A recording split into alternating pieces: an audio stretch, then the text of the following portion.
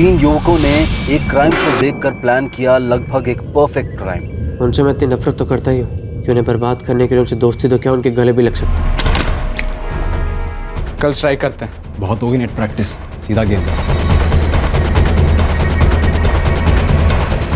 एक तीर से 2 निशान, बदला और पैसा।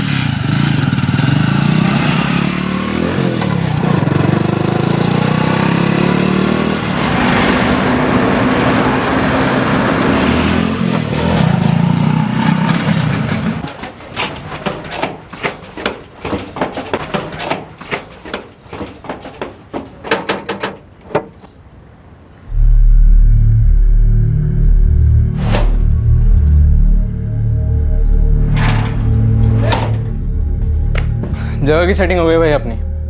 कहाँ पे? सरदौली गाँव, यहाँ से आधा घंटा दूर है। कैसे मिली? पहचान है, जगह एकदम सेफ है, एकदम सुनसान जगह है, अपने लिए एकदम परफेक्ट है। चलो एक काम तो हुआ। सुन, आज हमने कुछ वीडियो स्टडी की थी, तू दिखा दे से।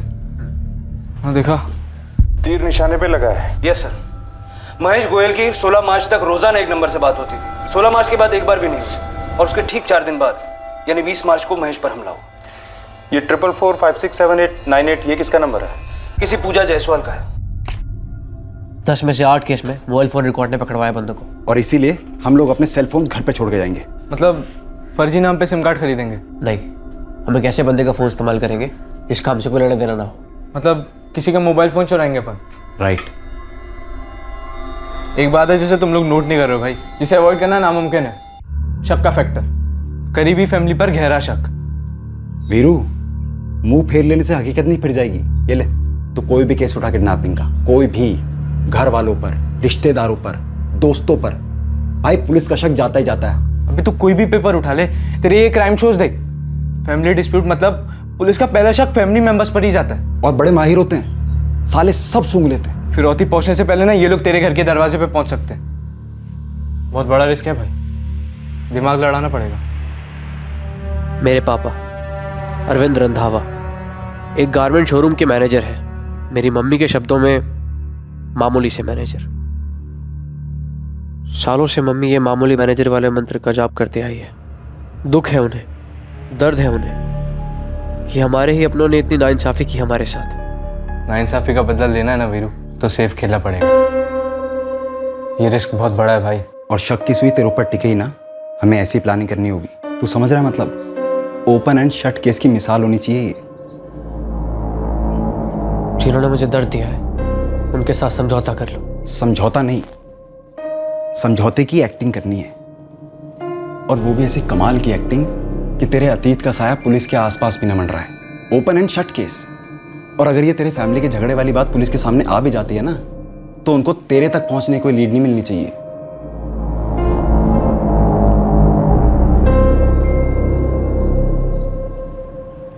मेरे दादाजी गुरदयाल रंधावा हमारे शहर के टेक्सटाइल इंडस्ट्री का बड़ा ही जाना माना नाम है।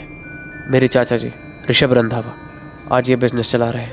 ओए बाइक चलाऊंगा के बच्चे ना का मतलब समझता नहीं है। पापा यश के पास भी है। पापा प्लीज ना। तू अभी सिर्फ 14 साल का है, तुझे कोई लाइसेंस नहीं देगा। दादाजी लाइसेंस तो रोड पे चलाने के लिए लगता है ना, मैं तो बस कॉलोनी में चलाऊंगा। बोले ना पापा से। समर बस कर अब, तू फाइनल एग्जाम में टॉप के नंबर ला, मैं तुझे गियर वाली साइकिल खरीदूंगा। पापा प्लीज दिला दीजिए ना। तक वही चलाना, मैटर क्लोज। पापा पापा प्लीज ना पापा।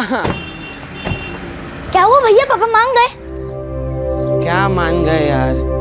गियर वाली साइकिल दिलाने की बात की है, अब नाचो खुशी में। अरे पर एक महीना गुड बॉयज की एक्टिंग की थी, होमवर्क भी पूरा किया था, और इसके बदले खाली गियर वाली साइकिल। सिर्फ 4 साल और फिर देखियो 18 बर्थडे पे ना आप एक बाइक खड़ी होगी। ओए निकम्मो, अपने ख्याली बाइक से ना नीचे उतरो और चलो चल के तैयार हो। स्कूल जाना है कि नहीं जाना? मतलब आप ही हो ना असली विलन, आप ही पापा के कान भरती हो मेरे अरे खिलाफ। हाँ ठीक है, विलन हूँ मैं और मुझे नहीं बनना अच्छी मम्मी। हाँ और यार। बाइक तो तेरी 18 के बाद भी नहीं दिल दूंगी मैं। देखा तूने लड़के कैसे बाइक चलाते हैं, फुर फुर फुर करके। एक मेरी बात सुन लो, मैं तो अपनी बाइक लेके ही रहूंगा, फुर फुर फुर। गुरदयाल टेक्सटाइल्स, जिसमें मेरा और मेरे पापा का बराबर का हिस्सा होना चाहिए था, जिसके प्रॉफिट में बराबर का हिस्सा होना चाहिए था, और मुनाफे से आने वाली खुशियों में भी। देख बेटा, अगर तुझे स्कॉलरशिप मिल रही है तो हमें बड़ी खुशी है, लेकिन लाखों रुपया खर्च करके मैं तुझे यूके नहीं भेज सकता पढ़ाई के लिए। हमारी हैसियत नहीं है। सिर्फ हमारी हैसियत नहीं है, उनके बच्चों को तो फालतू की चीज़ें भी मिलेंगी और मेरे बच्चे को पढ़ाई के लिए भी पैसे नहीं मिलेंगे। उन लोगों की वजह से हमें अपनी जिंदगी इतनी नाप तोल कर जीनी पड़ रही है, लेकिन आप तो चुप रहेंगे, मुंह नहीं खोलेंगे, खुश रहेंगे एक मैनेजर के मामूली से होते। बस कर संगीता, बस कर। अगर पापा जी ने मेरे साथ सोतेलो जैसा व्यवहार किया तो इसमें मेरी क्या गलती है? हैं? एक तो मैं उनकी नाइंसाफी झेलूं, ऊपर से तेरे ताने। तो जेल सिर्फ आप रहे हैं ना, हम लोग तो ऐसे ही शिकायत कर रहे हैं। हमें तो ये ऐशो आराम की जिंदगी रास नहीं आ रही है ना। बचपन से मैं मम्मी पापा को ऐसे लड़ते देखते आया हूँ। मम्मी को आज तक कभी मुस्कुराते हुए नहीं देखा, और इस सब की वजह वो एक आदमी। मेरे दादाजी ने मेरे मम्मी पापा के साथ, मेरे साथ गलत किया, और मेरे चाचा जी ने ये गलत होने दिया। देख वीरू, अबे हमारा प्लान सिर्फ तभी कामयाब हो सकता है जब तू तेरे दादाजी, तेरे चाचा जी और वो उनके बच्चे समर और अमन का दिल जीत ले, सुलह कर ले उनसे। और अमन को 100% भरोसा होना चाहिए तेरे ऊपर। उसे भरोसा होगा वो तभी तेरे पास आएगा, और फिर हमारे साथ। और उसके बाद अपन फिरौती मांगेंगे, वो लोग दे देंगे और पुलिस अपना सर खुजाती बैठेगी जिंदगी भर। और अपन लोग विदेश जाएंगे आगे पढ़ने के लिए। उनसे मैं इतनी नफरत तो करता ही हूँ कि उन्हें बर्बाद करने के लिए उनसे दोस्ती तो क्या उनके गले भी लग सकता हूँ। उन लोगों ने मुझे जिस खुशी से दूर रखा, उसी खुशी को छीनूंगा मैं। रोएंगे वो लोग। प्लान था वीरू के चाचा के दूसरे बेटे 11 साल के अमन को किडनैप करने का। फिरौती के पैसों से वीरू फॉरेन यूनिवर्सिटी की फीस भरने की सोच रहा था और अपने दादा और चाचा की फैमिली को तड़पते हुए देखना चाहता था। वीरू और उसके दोस्तों ने एक क्राइम शो को देखकर इस किडनैपिंग और मर्डर का प्लान बनाया था।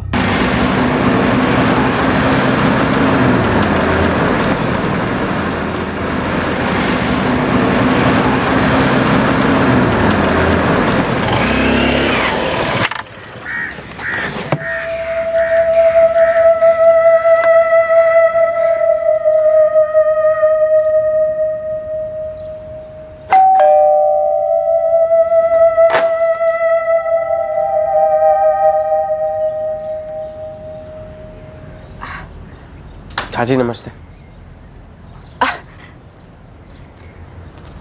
चितर आना, अंदर आ जा। बैठ बैठ।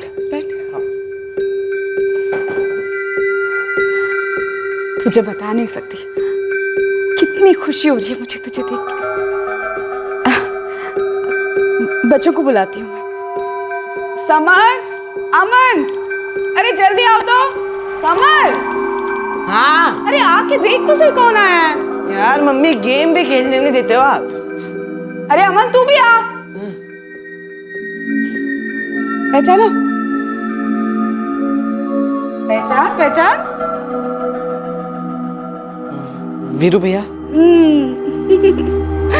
चाची ये समर है, कितना बड़ा हो गया है, और ये छोटे तो मुझे पहचाना ही नहीं। अमन बेटा, तेरे अरविंद ताऊ जी है ना, उनके बेटे हैं ये, तेरे बड़े भैया वीरू भैया। अच्छा तुम लोग बैठो, बातें करो, मैं कुछ खाने को लेके आती हूँ। बैठ। मैं दादाजी के घर एक अरसे के बाद आया था। चाची और छोटे भाइयों को आखिरी बार कब मिला था मुझे याद भी नहीं, लेकिन 4 साल पहले की रात मुझे याद है। दादाजी मिलने आए थे हमें, हमारे घर। वो रात मैं कभी नहीं भूल सकता।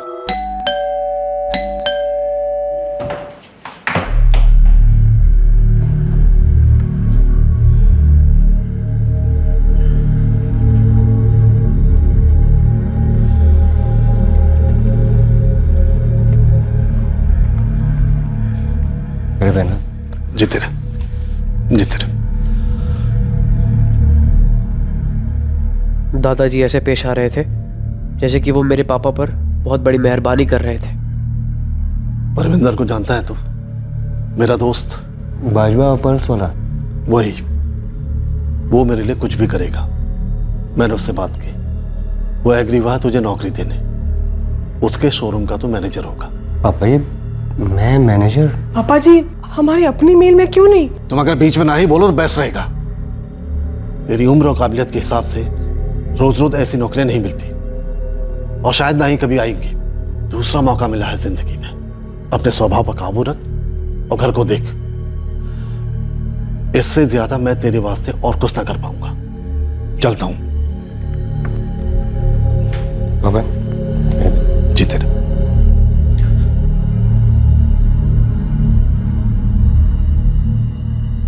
मेरे पापा को ये नौकरी मेरे दादाजी ने मानो एहसान के तौर पर दी थी। एहसान था, भीख थी, तरस था, जो भी था उसका नतीजा सिर्फ एक था, जिल्लत, अपमान, एक दर्द भरा घाव जो सालों में भरने के बजाय नासुर बन गया था मेरे अंदर। और अब वैसा ही घाव, उतना ही दर्द मैं उन्हें देने वाला था।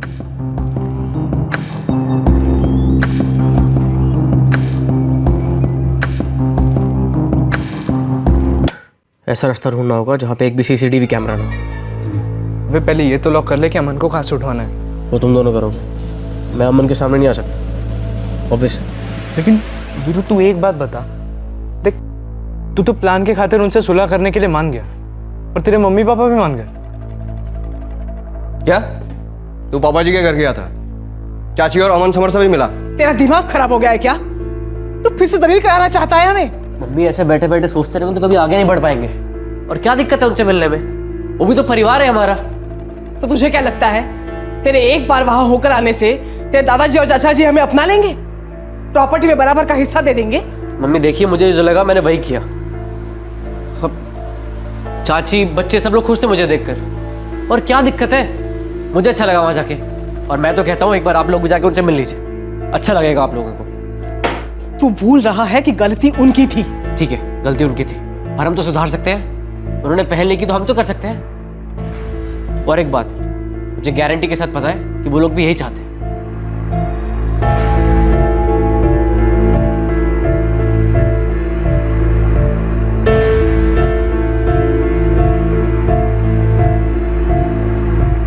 वीरू आया था? जी बाबूजी। वीरू भैया ने बहुत अच्छे हैं, मुझे उनके साथ बहुत मजा आया। मैं क्या कह रही थी कि वो खुद सामने से चल के आया। क्या हम लोग पिछली बातों पे मिट्टी नहीं डाल सकते? वो भी तो इन दोनों का बड़ा भाई ही है ना। पापा जी, मुझे भी किरण की बात सही लगती है। इतने साल बीत गए, इतना पानी बह चुका है, और मुझे भी ऐसा लगता है बाबूजी कि हमें अपने गिले शिकवे भूल जाने चाहिए।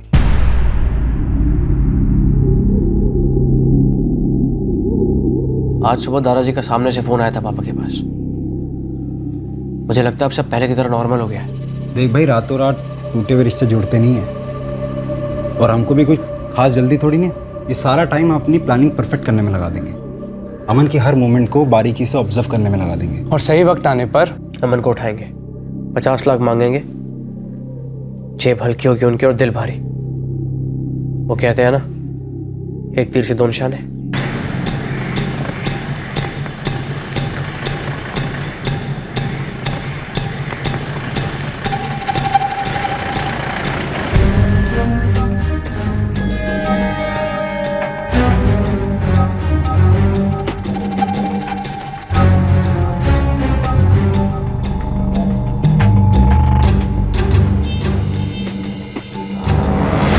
अकेला कभी नहीं रहता है वो, स्कूल हो या कहीं हो, या तो समर होता है उसके साथ, नहीं तो उसकी माँ होती है।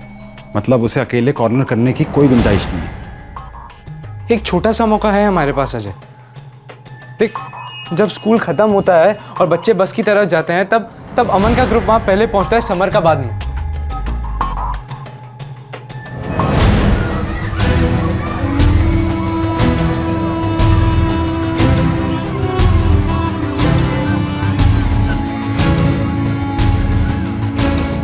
यही यही एक मौका है हमारे पास जब हम उसे बुला सकते हैं। और कोई तरीका है ही नहीं, कोई और टाइम। वीरू, तू पता कर पाएगा? देखो यार, हमारी फैमिली और उनकी फैमिली में सब कुछ अब बेटर होने लगा है, लेकिन मुझे इतनी बारीकी से पता नहीं है कि अमन अकेला कब मिलेगा। मुझे लगता है हमारे पास सिर्फ यही एक मौका है।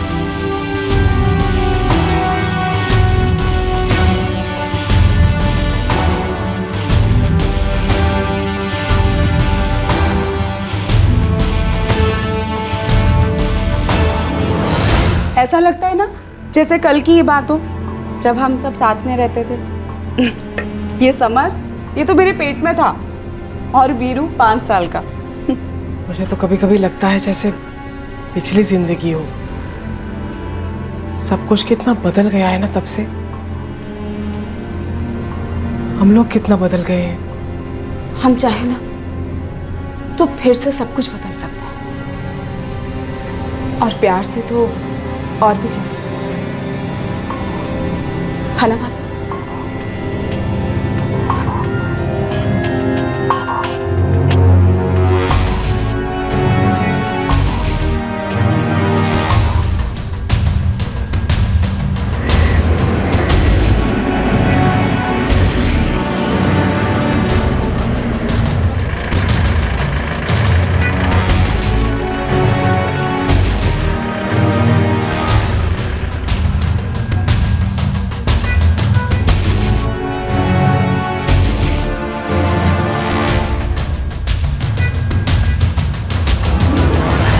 किसी थिएटर प्रोडक्शन की तरह महीनों से इस किडनैपिंग की रिहर्सल चल रही थी, प्री प्रोडक्शन चल रहा था। इस परफेक्ट क्राइम को अंजाम देने की घड़ी अब करीब आ गई थी।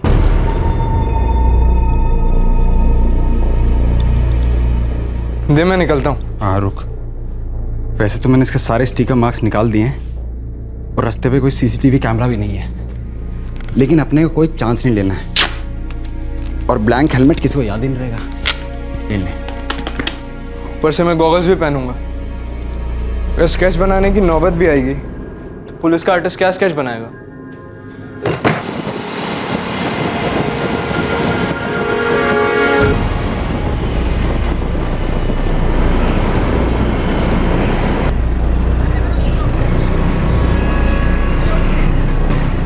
अरे, आप में से कोई कारपेंटर है क्या? हम दोनों ही कारपेंटर साहब। पर यार मुझे एक ही चाहिए था।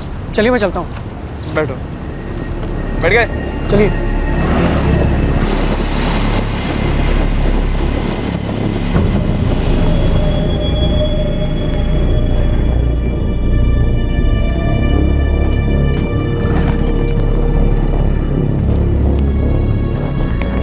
क्या हुआ साहब? अरे बस यहीं रुकना है, पापा आएंगे, वो आपको ऑफिस से जाके काम दिखा देंगे। कितनी दूर ऑफिस? अरे यही 10 मिनट का रास्ता है, पर क्या है ना, वो ऑफिस की चाबी पापा के पास ही रहती है। अच्छा रुको, मैं पापा को फ़ोन कर लेता हूँ, 1 सेकंड। ना फ़ोन, लगता है मैं फ़ोन घर पर ही भूल आया। अब पापा को कैसे फ़ोन करूँ? अरे आपके पास फ़ोन होगा ना, आपका फ़ोन दो ना, मैं पापा को फ़ोन करके बता देता हूँ कि हम पहुँच गए। लो। हाँ अच्छा सुनो, अगर 3-4 दिन का काम होगा तो कर लोगे ना? कहीं बिजी तो नहीं हो? कैसी बात कर रहे हो? 3-4 दिन का काम होगा, मैं दौड़ाऊंगा। अपना काम तो मजदूरी करना है ना साहब। हेलो पापा, अरे मैं बोल रहा था, हाँ मैं पहुंच गया हूँ कारपेंटर को लेकर। आप कहाँ पर हैं? अरे ये अपना जैन चौक का बड़ा वाला पेड़ नहीं है, उसके सामने खड़ा हूँ मैं। हाँ ठीक है, मैं पहुँचता हूँ वहाँ पर। अरे 5 मिनट वेट कर सकेंगे आप? हाँ कर लूँगा। अरे वो क्या है ना, आज ही सारे काम बिगड़ने थे। उधर पापा की गाड़ी बिगड़ गई है, तो मैं बाइक से जाता हूँ, पापा को लेके आता हूँ, फिर आप और पापा बाइक से निकल जाना। जैसा ठीक समझा। पर मेरे पास फ़ोन नहीं है, तो मैं आपका फ़ोन लेके जाता हूँ, 5 मिनट में लाके दे दूंगा आपको। आप यहीं रुकना, मैं आता हूँ अभी बस।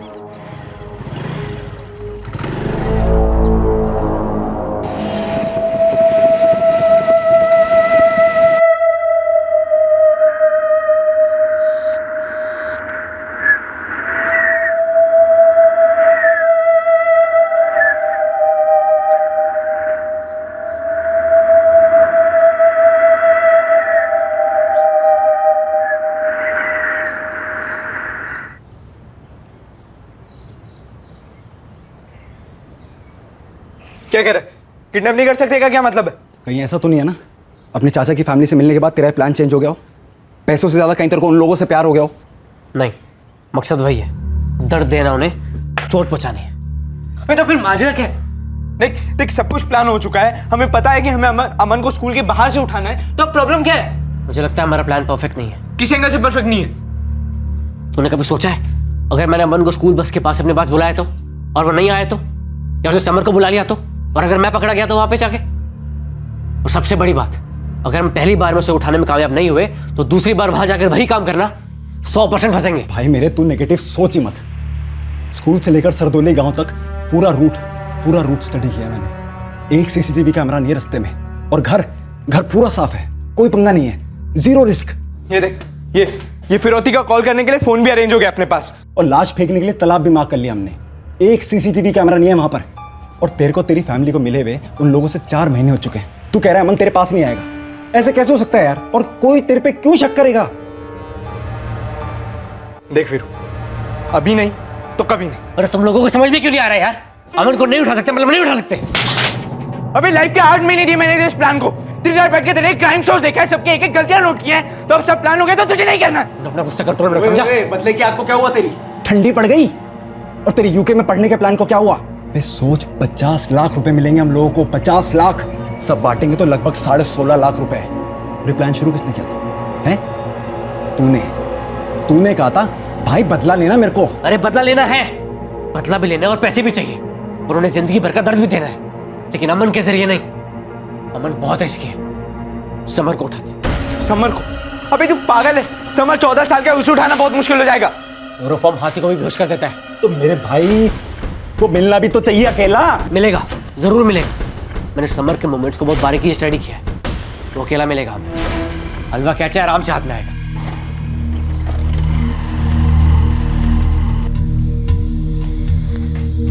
अरे वीरू भैया, कहाँ जा रहा है समर? अरे वीरू, चाची नमस्ते। मैं बस ये पास से गुजर रहा था, सोचा आप लोगों से मिलता चलो। जीतर, अच्छा किया, अब रोटी खा के जाना। अच्छा वीरू भैया, अभी मेरा क्लास है, मैं 1.5 घंटे में वापस आ जाऊंगा। आपसे खूब सारी बातें करनी है। बेटा संभाल के जाना। इसमें संभालने जैसा क्या है? खटारी तो है, बैलगाड़ी की स्पीड पे चलती है। समर तो एक काम करना, साइकिल नहीं छोड़ दे, तुझे मैं ड्रॉप कर देता हूँ। चाची मैं ले जाऊँ बाइक पर? वीरू सुन बेटा, ये ना बाइक पे चलाने की जिद करेगा, बिल्कुल तेरे को कसम है मेरी, अगर तूने चलाने दी इसको। ओ मम्मी डार्लिंग, अपनी कसम वसम वापस ले लो, मुझे पहले से बाइक चलाने आती है। हैं? फिर तो तुझे डबल कसम है अगर तूने इसे बाइक चलाने को दी तो। चाची आप फिक्र मत करो, जब तक ये 18 का नहीं होता ना, ये मेरे पीछे ही बैठेगा। आजा हीरो, चल। वीरू भैया मैं भी ट्रिपल ले लो। और चुप कर, ट्रिपल ले लो, ट्रिपल। तू रेडी रहना, मैं समर को ड्रॉप करके आता हूँ, फिर तुझे घुमाने लेके चलूंगा। संभाल के चलाना। Bye bye. वीरू भैया, किसी दिन मुझे भी बाइक चलाने दो ना, मम्मी तो अलाउ ही नहीं करती, और ऊपर से ना पापा के भी कान भर के रखती है, नो बाइक बिफोर 18। चल ठीक है, किसी दिन मौका देखकर तुझे ओपन फील्ड ले जाऊंगा, वहाँ जितनी मर्जी है बाइक चला लेना। पक्का ना? पक्का। समर ट्यूशन क्लासेस साइकिल पे जाता है, बड़े आराम से उठा सकते हैं मुझे। बाजार से आलू प्याज उठाने जितना आसान तो नहीं है ना। फिर से पूरे रूट की स्टडी करो, बिना सीसीटीवी कैमरे का रास्ता मैप करो, मतलब सब कुछ वापस से करो, डबल मेहनत करो। लेकिन जीरो रिस्क। समर को आधे रास्ते बेला फुसला कर लिया, उसके बाद तुम लोगों से जेब में डाल के ले जाना। और दूसरी बात, अगले हफ्ते स्कूल की छुट्टियां चालू है। मतलब 1 हफ्ते में हम पूरी प्लानिंग वापस से कैसे करेंगे? हो जिससे स्कूल बंद हो रहे हैं, लेकिन ट्यूशन क्लासेस चालू रहेंगी। टाइम की टेंशन नहीं है हमें, हमें सिर्फ काम परफेक्टली करना है अपना। इससे बेटर मौका नहीं होगा हमारे पास। तो गुरदयाल, उसका दूसरा बेटा ऋषभ और ऋषभ की पत्नी किरण, इन तीनों को हल्का सा भी शक नहीं हुआ कि 14 वर्षीय समर को अब जान का खतरा है, और पहले शिकार 11 वर्षीय अमन था। दूसरी तरफ वीरू के माँ बाप को भी बिल्कुल खबर नहीं थी कि उनके बेटे की तरफ से ये टूटे रिश्तों को फिर से जोड़ने की कोशिश दरअसल बदले के इरादे से की गई साजिश का एक हिस्सा था। तो तुझे हमारी दवाई का सैंपल मिलता, और याद रख हमारी दवाई बहुत कड़वी है। जिसके बोलो उसके शपथ खाने को तैयार हूँ साहब। मैं तो 1 साल से याशी के कॉम्प्लेक्स में गई ही नहीं हूँ। मैं बटाटे की बोरी लेने बाहर जा रहा था, तब मैंने देखा, और फिर इसने अगर मुझे बताया। और वीरू अपने दोस्तों के साथ सीरियस अध्ययन में लगा हुआ था कि इस तरह इस परफेक्ट क्राइम की प्लानिंग की जाए ताकि तहकीकात उनकी चौखट तक कभी न पहुंचे। अब शिकार की घड़ी बहुत पास आ गई थी। वीरू, अजय और कमल ने जुर्म के सारे निशान मिटाने की बारीकी से प्लानिंग कर ली थी। एक परफेक्ट क्राइम होने जा रहा था, एक ऐसा जुर्म जो नफरत के दलदल से जन्मा था और लालच की गोद में पला था। पूरे 5 गियर हैं, स्पीड भी कंट्रोल कर सकते हैं, बिल्कुल आपकी बाइक की तरह। भैया ये साइकिल मैं भी चलाऊंगा, बोल देता हूँ। लो, पापा ने सिर्फ ये मेरे लिए खरीदी, ओके? तो इसे मैं ही चलाऊंगा। हाँ, तू चला सकता है कभी कभी, लेकिन बच्चों को इस पे एक भी खरोच चाहिए ना तो तू देख लियो, वो तेरी आखिरी राइड होगी। ये क्या रूल है? मैं नहीं मानता ये rule. Not fair Samar. Aman तेरी साइकिल नहीं तोड़ेगा, अच्छे से चलाएगा। क्यों अमन? भैया आप इसे जानते नहीं हो, ये ना कुछ भी तोड़ सकता है, इससे कुछ नहीं आता। भैया ये तो मुझे डफर ही समझता है। अमन तू चिंता मत कर, 3 साल बाद इसकी बाइक आ जाएगी, फिर ये साइकिल तेरी। मैं 3 साल वेट नहीं करूंगा, मैं पापा को बोल के थोड़े दिन में ही ऐसी साइकिल खरीद लूंगा, वो भी गियर वाली। तो जा ना भाई, मंगवा ले, जा भाई, गुड नाइट। समर चलो भाई, बहुत हो गई तुम्हारी गियर वाली साइकिल की पूजा, कुछ खा पी लो।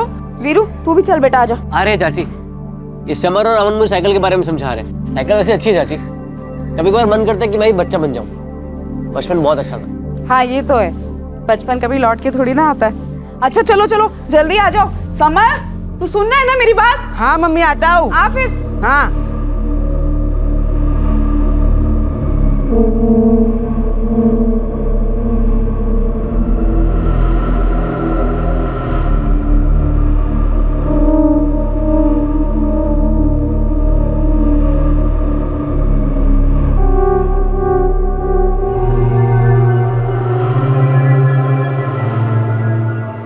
कल स्ट्राइक करते हैं। बहुत हो गई नेट प्रैक्टिस, सीधा गेम।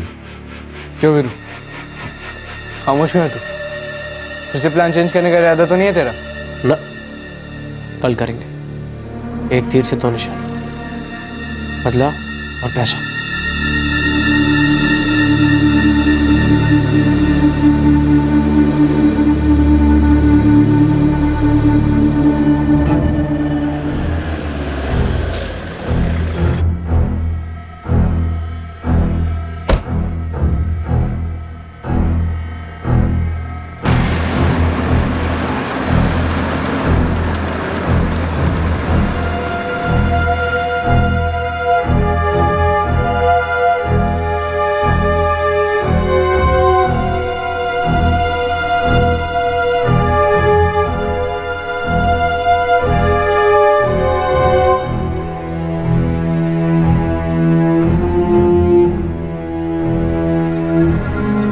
मम्मी, मैं क्लास के लिए निकल रहा हूँ।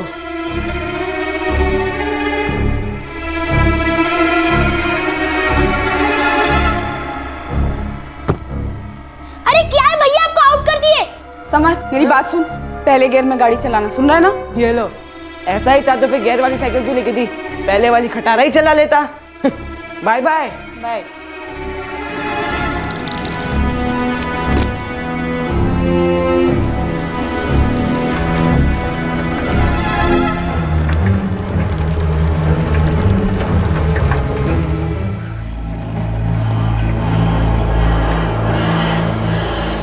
वीरू भैया आप यहाँ? ट्यूशन जा रहा है? हाँ, अपना तो वही रोज का, लेकिन आप यहाँ? कुछ नहीं, मैं तो बस तेरे घर जा रहा था, फिर सोचा कि तू इसी रास्ते से ट्यूशन जाता है तो तेरा यही वेट करने लगा। कुछ काम था? देख मैं तुझे बताऊंगा ना, वो हमारे बीच में रहना चाहिए। चाचा चाची दादाजी या फिर अमन, तू किसी को नहीं बताएगा। हाँ मैं किसे बताऊंगा, बोलो ना। बाइक चलाएगा? बाइक? हाँ, मेरी यूनिवर्सिटी की बैक रोड खाली रहती है। बोल। यार लेकिन अभी मेरा 5 मिनट में क्लास है, हम क्लास के बाद चल सकते हैं? क्लास के बाद जाएगा तो चाची को पता लग जाएगा ना, बेकार का बवाल होगा। लेकिन अगर क्लास नहीं जाऊंगा तो भी तो मम्मी को पता चल जाएगा। एक दिन क्लास बंक कर लेगा ना तो ट्यूशन वाले देखकर फोन नहीं कर देंगे। वो तो वैसे भी नहीं करते, लेकिन मैं कभी क्लास बंक नहीं करता। ठीक है, तेरी मर्जी। मुझे लगा तुझे बाइक चलाने में इंटरेस्ट है, इसलिए सिखा दूंगा। तो मार लूँ बंक? मैं तो सोचता भी नहीं और पूछता भी नहीं। एक दिन क्लास बंक कर लेगा तो तेरा ना तो मेरे अपना नाम आ जाएगा ना निकल जाएगा। बाकी तेरी मर्जी है, ऐसे मौके बार बार नहीं आते। चलो फिर आज क्लास की छुट्टी, आज बाइक चलाएंगे। लेकिन ये साइकिल का क्या करूं? साइकिल वही पार्क करते हैं जहाँ हमेशा पार्क करता है। तो तेरी ट्यूशन क्लास के बाहर। मैं तेरा मेन रोड पे वेट करता हूँ। ठीक है, जल्दी आना।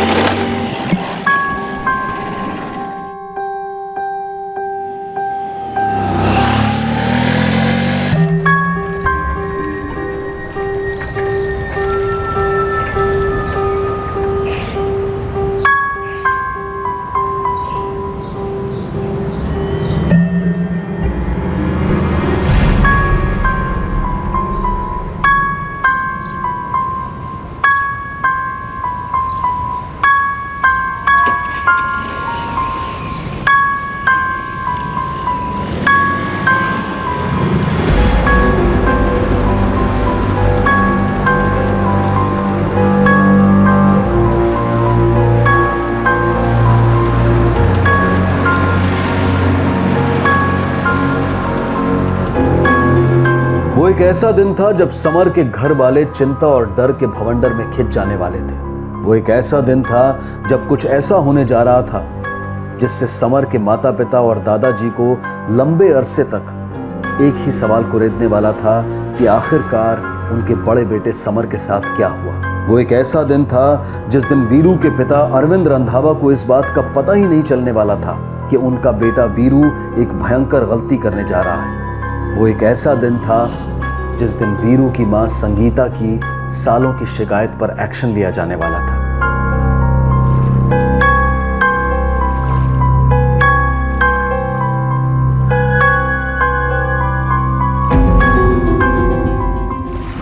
अरे वीरू भैया, हम यहाँ प्रैक्टिस करेंगे। अरे नहीं यार, हम बैकग्राउंड में प्रैक्टिस करेंगे। तो फिर यहाँ क्यों? तू क्वेश्चन बहुत पूछता है। आजा, तुझे अपने फ्रेंड से मिलवाता हूँ।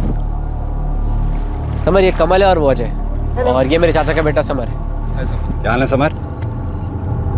समर, तो एक काम कर, तू बाइक पर अकेला, हम तीनों पीछे कार में आते हैं। मैं अकेला? आप मेरे पीछे नहीं आओगे? अरे तू चला लेगा यार। सच में जाऊँ? अरे सच में जा, तू चाचा जा।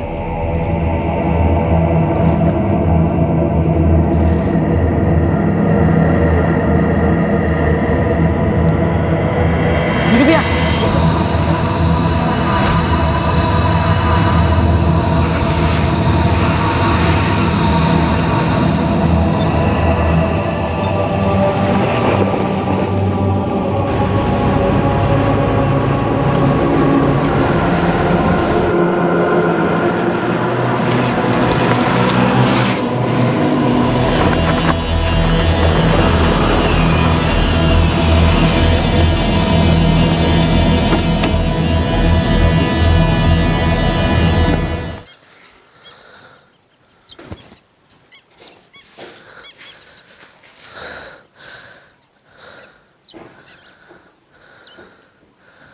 अब बवाल होने दो।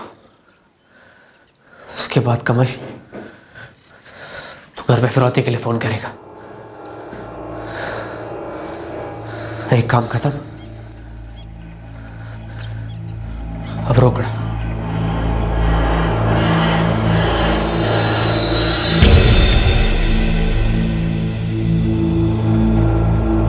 अरे ऐसे कैसे?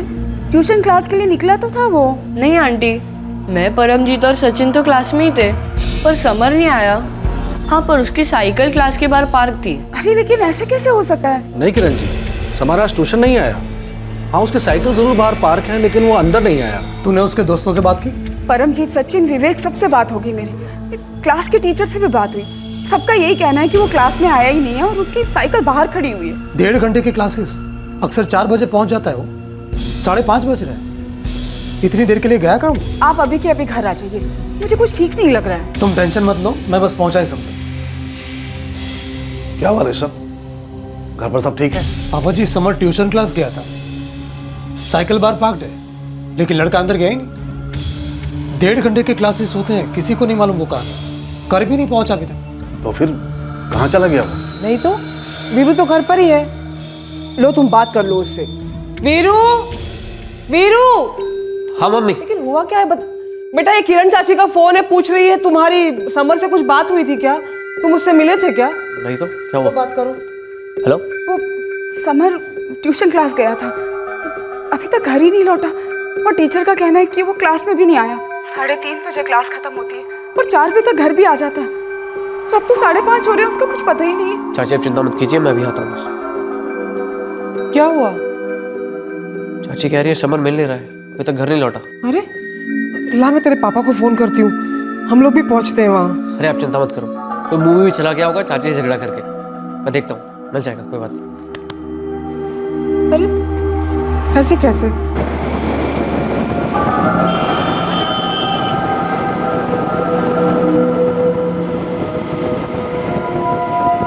सब जगह इधर उधर फोन जाएंगे, मेरे घर भी जाएगा। ठीक है, तू निकल, हम तेरे को ठीक 7:15 बजे फोन कर देंगे। अरे सुन, तू वापस आएगा हाँ 8:30 तक, बॉडी ठिकाने लगानी हमने।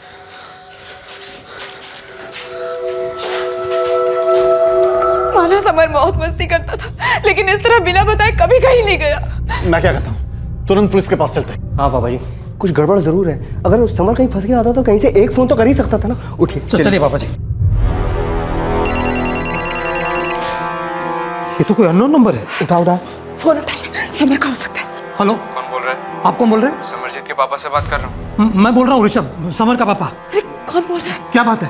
तुम्हारा बेटा हमारे कब्जे में, ना पुलिस के पास जाना ना शोर मचाना। शोर मचाया आपने तो आपका लड़का हमेशा के लिए खामोश हो जाएगा, मतलब मार डालेंगे हम उसको। क्या बोल रहे हैं आप? चाहते क्या हो? 50 लाख पैसे दो, लड़का लो। मैं फिर कॉल करूंगा ये बताने के लिए कि पैसे कहाँ पर चाहिए, और जितना जल्दी हो सकता है उतना जल्दी कैश रेडी करो। और फिर कह रहा हूं, नो पुलिस। अगर पता चलता है कि पुलिस इन्वॉल्व हुई है तो गला काट कर फेंक देंगे समर का। हेलो हेलो, अरे क्या हुआ? किसका फोन था? किसी ने समर को किडनैप कर लिया। क्या? किडनैप? 50 लाख रुपए मांग रहा है और बोला कि अगर पुलिस को बताया तो समर को मार डालेगा। पर ऋषभ, ये है कौन आदमी? पता नहीं, मुझे भी पता नहीं किसका फोन था ये। ऐसे कहा देने? बोला कि वापस फोन करूंगा। तू ऐसा कर, इस नंबर पे वापस फोन लगा। स्विच ऑफ आ रहा है। हम पुलिस के पास चलते हैं। देखो, हम सबको हिम्मत से काम लेना होगा। हम पुलिस को सब बता देंगे, वो इस कॉलर को ढूंढ निकालेंगे। बेटा, यहाँ पे सवाल 50 लाख का नहीं है, सवाल ये है कि समर उनके पास है भी या नहीं। चलो मेरे साथ, चलो बेटा। चलिए वापस। और फिर हम पुलिस स्टेशन होकर आए तो ध्यान रखिए यहाँ। बेटा समर, समर, बाबू समर,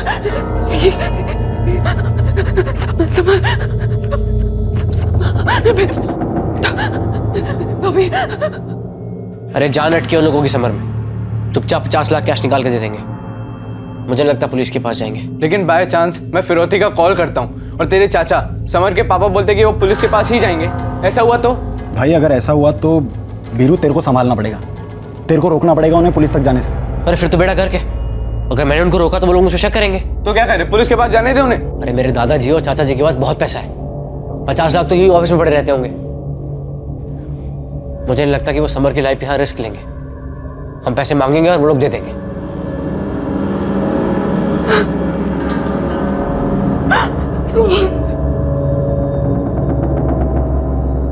समर भैया वापस आ जाएंगे ना? आ जाएंगे।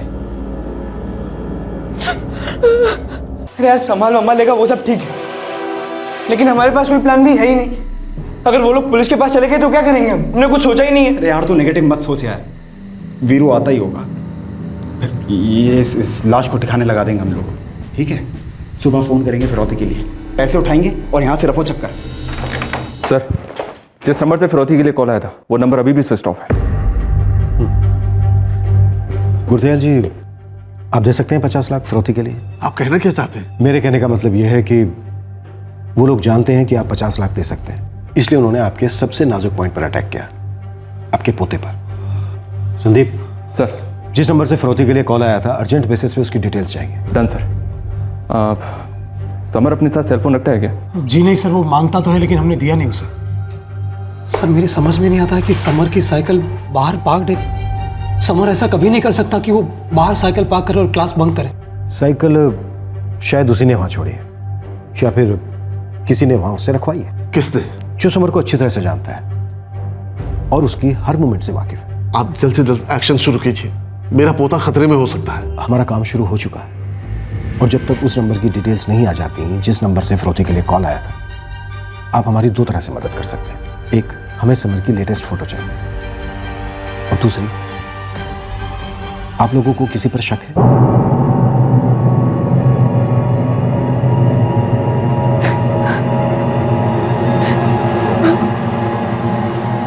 किरण, तो थोड़ा पानी पी लो।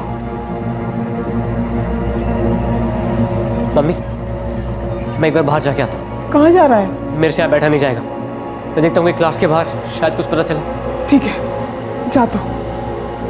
भैया मैं भी चलूं? नहीं नहीं, तू मम्मी के पास रह, मैं आता हूँ।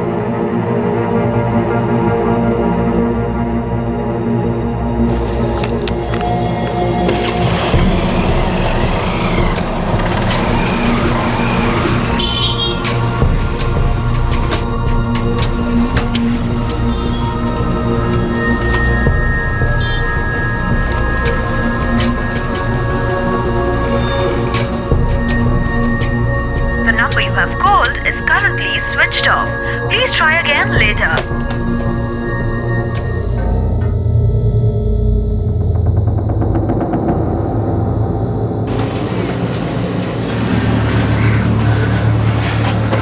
हम लोग अपना अपना फोन घर पर छोड़ेंगे।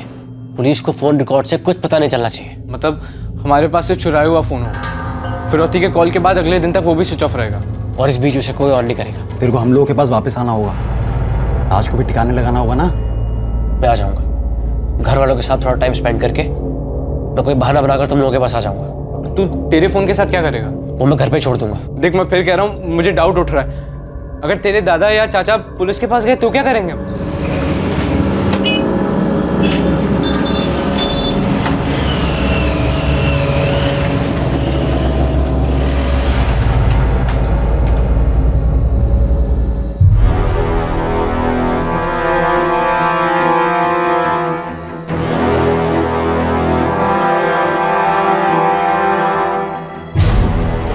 क्या बात?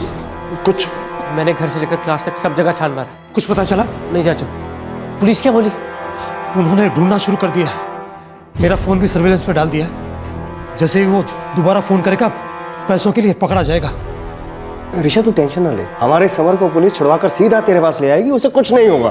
बेटा मैं क्या कहता हूँ, 50 लाख रेडी रखो, जैसे उनका फोन आता दे दो। हमें हमारा बच्चा चाहिए बस। आखिर ये कमीना है कौन?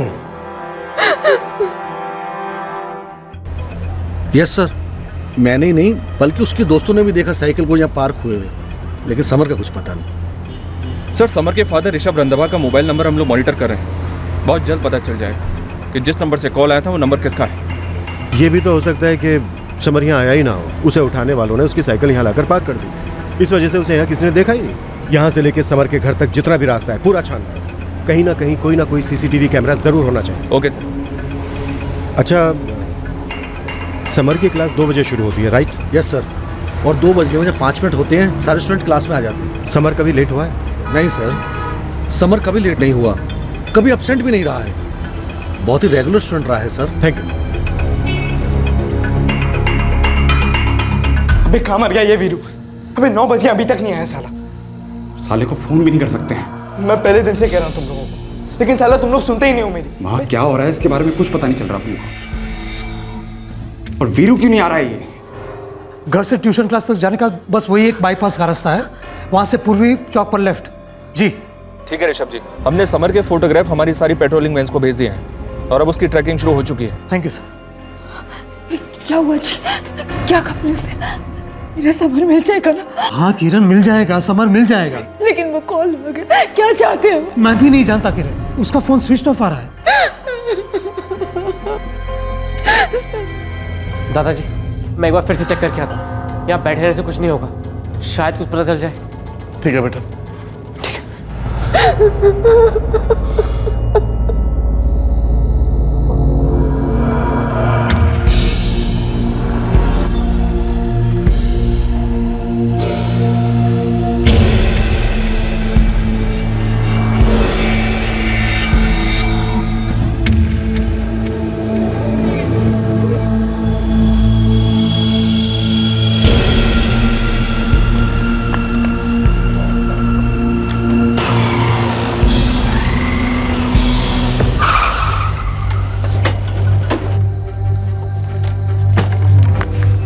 जी कुछ पता चला?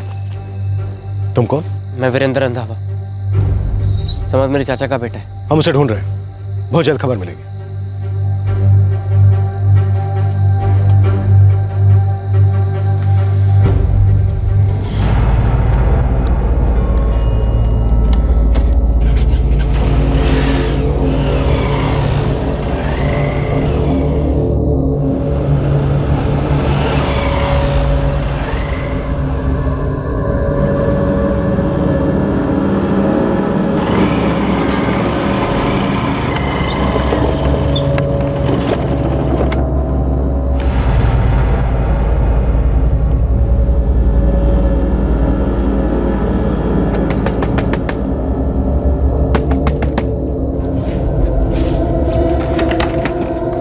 साढ़े 8 बजे आना है तेरे को। अब आ रहा है तू? तेरे से उल्टा पुल्टा हो गया यार। सुन, वो फोन और सिम का है, तोड़ना है उसे, जला दो उसे। क्यों? तो फिरौती का कॉल कैसे करेंगे हम? और उसके लिए कोई नया फोन चुरा लेंगे। इस फोन के पीछे पुलिस पड़ी हुई है। साले मैंने तेरे को पहले ही कहा पुलिस से इन्वॉल्व होगी, लेकिन तुम लोग सुनते ही नहीं हो मेरी। अबे तो तूने रोका क्यों नहीं पुलिस के पास जाने से उन्हें? अबे तू पागल है क्या? कैसे रोकता? क्यों बे? उस दिन तो बड़े कॉन्फिडेंस से बोल रहा था तू वो लोग नहीं जाएंगे पुलिस के पास। ठीक है, चल के बोलो पुलिस के पास। क्या करता मैं? कैसे रोकता उन्हें? अगर उन्हें रोकता ना तो लोग शक करते मुझ पे। पर ठीक है, मानता हूं हमने इस बारे में प्लानिंग नहीं की थी, लेकिन इस वक्त हमारा उस मुसीबत से निकलना ज्यादा जरूरी है। और वो सिर्फ तेरा फोन ट्रैक नहीं कर रहे हैं, मेरे चाचा को फोन भी ट्रैक कर रहे हैं। तो अब हैं? तो मुझे नहीं लगता कि हमें फिरौती के 50 लाख मिल सकते हैं। क्यों नहीं मिलेंगे? पता नहीं था मुझे, वो लोग पुलिस के बाद इतनी जल्दी चले जाएंगे। सोचा नहीं था मैंने। बे देखो कहा था ना मैंने सोचने को। हाँ कहा था, लेकिन इस वक्त उस लाश को ठिकाने लगाना ज्यादा जरूरी है। और ये काम तुम दोनों करोगे, क्योंकि मुझे घर जाना है। घर में पुलिस वाले आए हुए हैं और मेरे परिवार वाले भी। अगर मैं घर पे नहीं हुआ ना तो खामखा उनका शक हो जाएगा मुझ पे। नहीं, ये हम दोनों से नहीं होगा, तू भी चलेगा हमारे साथ। एक तो तूने पहले ही मूड ऑफ कर दिया ये फिरौती वाली बात करके कि पैसे नहीं मिलने वाले, ऊपर से ये बॉडी का बोझ भी हमारे सर पर। तू भी चलेगा हमारे साथ, तू भी चलेगा ये बॉडी को डिस्पोज करने। पुलिस के पास जा चुके हैं ना वो लोग। इसका मतलब पूरे सोहमगंज में पुलिस हमको ढूंढ रही होगी, पूरे सोहमगंज में रेड अलर्ट आज जारी हो गया होगा वहां पर। तुम लोग समझ क्यों नहीं रहे हो यार? मुझे घर जाना जरूरी है। तो सुन ले, तेरे बिना ये लाश यहाँ से हिलेगी नहीं, है ना? तू चलेगा हमारे साथ। अरे चलो यार, इसको दफनाना है बेटा। एक बार ये लाश सड़ गई ना, सबकी बैंड बच जाएगी। वो तो वैसे ही बच चुकी है ना। अभी जब फिरौती के पैसे नहीं मिलने वाले थे तो बेकार में इस बच्चे को क्यों मारा हमने? पर इस वक्त ये सोचना जरूरी नहीं है। ठीक है, चलता हूँ मैं तेरे साथ। इस वक्त इस फोन को सिम को तोड़ना जरूरी है, उसकी लाश को ठिकाने लगाना जरूरी है। काम करते हैं, इस फोन को सिम को रास्ते में तोड़ेंगे। मुझे डर है कि अब तक तो पुलिस ने फोन को ट्रैक कर ही लिया होगा। ठीक है, चल रहा हूं मैं तेरे साथ। ईटों का वेट बॉडी को सीधे तालाब के बॉटम तक लेके जाएगा। उसके बाद लाश नीचे ही रह जाएगी और कभी किसी को नहीं मिलेगी। लेकिन हम 50 लाख निकलवा कर ही रहेंगे किसी भी हाल में। करेंगे वो सब करेंगे, लेकिन पहले ये जरूरी है।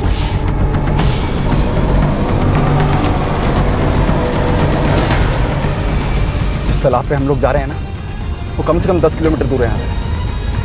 तुम लोग दुआ करो कि रास्ते में कोई चेक नाका न मिले हमको। तू बस चलता रहे, इतना सोच मत।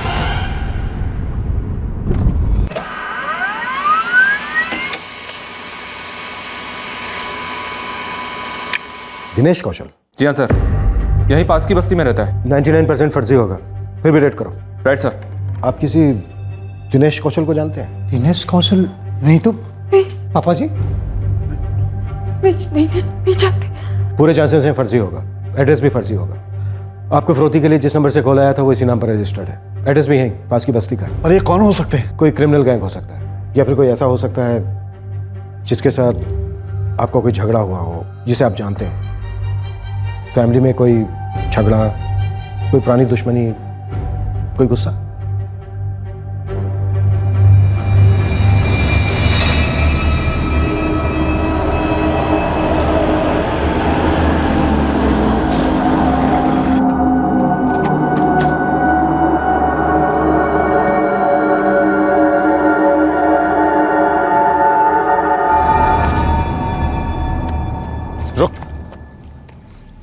पहले ये बता कि फिरौती का क्या प्लान है? देख कमल, मैं तुझे पहले बोल चुका हूँ, इस वक्त फिरौती इंपॉर्टेंट नहीं है।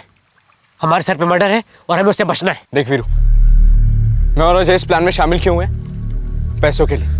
हमारी तेरे चाचा के साथ कोई दुश्मनी नहीं थी कि हम किसी खून में इन्वॉल्व हो जाए। यहाँ से निकल लेते हैं पहले, हैं? फालतू में किसी पुलिस ने देख लिया, 4 सवाल पूछेगी और फिर मैं कह रहा हूँ यहाँ से निकलते हैं पहले। कमल।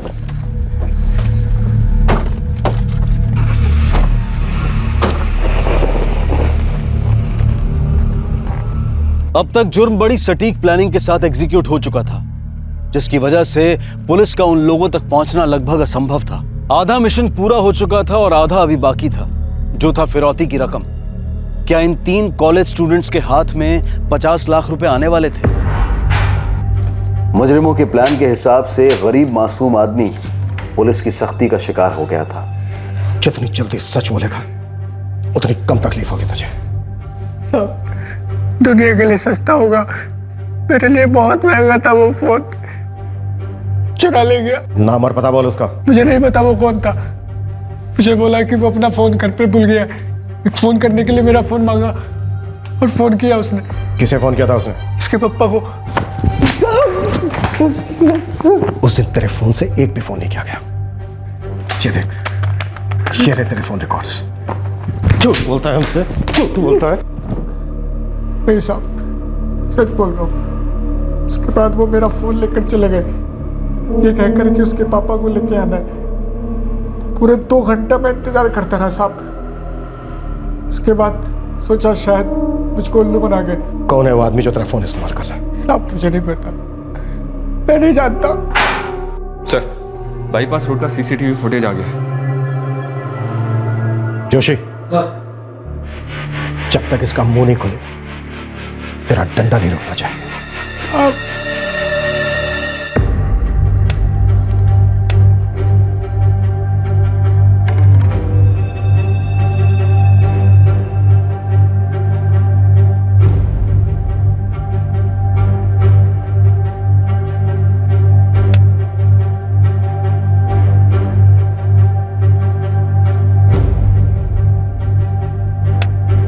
सर, इसके आगे का रोड पूर्वी चौक का रोड है और वहाँ कोई सीसीटीवी इंस्टॉल नहीं है। दुकानें हैं? छोटा सा मार्केट एरिया है सर, छोटे मोटे ट्रेडर्स की दुकानें हैं। तो के लिए दूसरा कॉल आया? जी नहीं, ऋषभ रंधावा का फोन हम मिनट बाई मिनट ऑब्जर्व कर रहे हैं। ये दिनेश कौशल बली का बकरा मालूम होता है। जो भी है इस किडनैपिंग के पीछे, उसने फर्जी नाम पर दूसरा सिम कार्ड लेना जरूरी नहीं समझा, बल्कि किसी का फोन चुरा लिया। संदीप, अपने खबरियों को एक्टिव कर दो। सर, मुझे लगता है बच्चे की जान को खतरा है। फिरौती के लिए दूसरा कॉल ना आना ये अच्छी निशानी नहीं है। ऋषभ, कुछ खबर? क्या हुआ? कहाँ है मेरा बच्चा? पुलिस क्या बोली? पुलिस को बाईपास के रास्ते का सीसीटीवी फुटेज मिला है। उस क्लासेस वाले रास्ते पर समर दिखता तो है, लेकिन आगे के रास्ते पर कोई सीसीटीवी नहीं थी। पुलिस ने मोबाइल के मालिक को भी धर लिया है। कोई दिहाड़ी मजदूर है, कहता है कि उसका फोन चुराया गया है। अरे तो फोन क्यों नहीं किया उन्होंने? क्या चाहिए उनको? पैसे चाहिए? उनको बोलो जितने पैसे चाहिए उन्हें उतने पैसे देंगे, बस हमें हमारा बच्चा दे दो। सुन रहा है आप? मुझे मेरा बच्चा चाहिए बस। समर, मेरा बच्चा लेके आओ, कहीं से भी लेके आओ।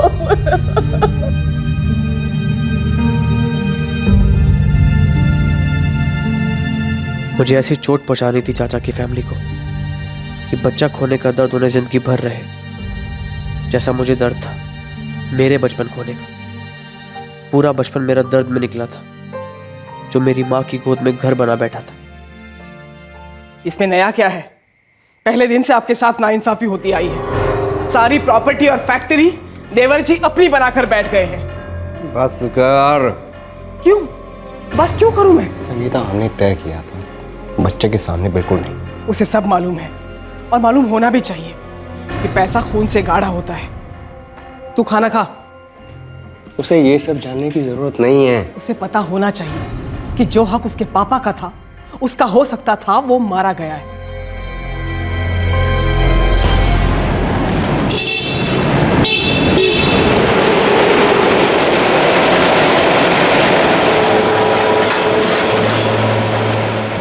किशन, ये तंजानिया वाला कंसाइनमेंट अभी तक गया क्यों नहीं? जी वो पिछले 1 हफ्ते से 10 लोग कम है काम पर, सब एक साथ ही बीमार हो गए। तो बताना चाहिए था ना, हैं?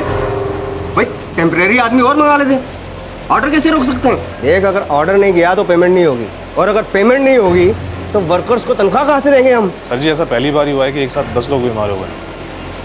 हो सकता है कैंटीन के खाने में कुछ। अच्छा, तो उल्टा इल्ज़ाम जो है फैक्ट्री पर ही लगा रहा है।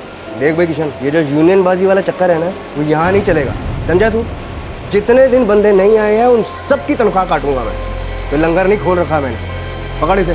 हाँ सुमित जी, अरविंद बोल रहा हूँ। वो आपका तंजानिया वाला कंसाइनमेंट जो है उसको थोड़ी देर हो जाएगी। मैंने आपके मैनेजर को इन्फॉर्म कर दिया है, सोचा पर्सनली आपको भी बता दूँ। एक मिनट, ये क्या बोले जा रहे हैं आप? हैं भाई, आपका ऑर्डर पहले कभी डिले हुआ है क्या? ये को तरीका है बात करने का? ओए सुमित जी, अगर एक लफ्ज मुंह से निकाला ना तो मेरे मुंह से भी भला बुरा निकल जाएगा। भाई धंधा नहीं करना है तो किसी और को ऑर्डर दे दीजिए, लेकिन इस लेवल की बातें हम नहीं सुनेंगे। हमारे सबसे पुराने क्लाइंट हैं सुमित बारवा। क्या हो गया पापा जी? गुलाम तो नहीं है ना हम उसके? तुम समझ क्यों नहीं रहे हो? बिजनेस में गुस्से को घर में रखकर आना होता है। वहाँ क्लाइंट तुमसे परेशान है, वर्कर्स मुंह फुलाए बैठे हैं। अगर ऐसे में हड़ताल वड़ताल हो गई ना तो बहुत भारी पड़ेगा। पापा जी भारी पड़ेगा तो भारी हाथों से ठीक भी करेंगे। फिर तो कुछ बचेगा ही नहीं बेटा। इतनी मेहनत से मैंने फैक्ट्री खड़ी की है, सब बर्बाद हो जाएगा। ऐसा कुछ नहीं होगा पापा जी, जमाना बदल गया है। कंपटीशन है, कंपटीशन।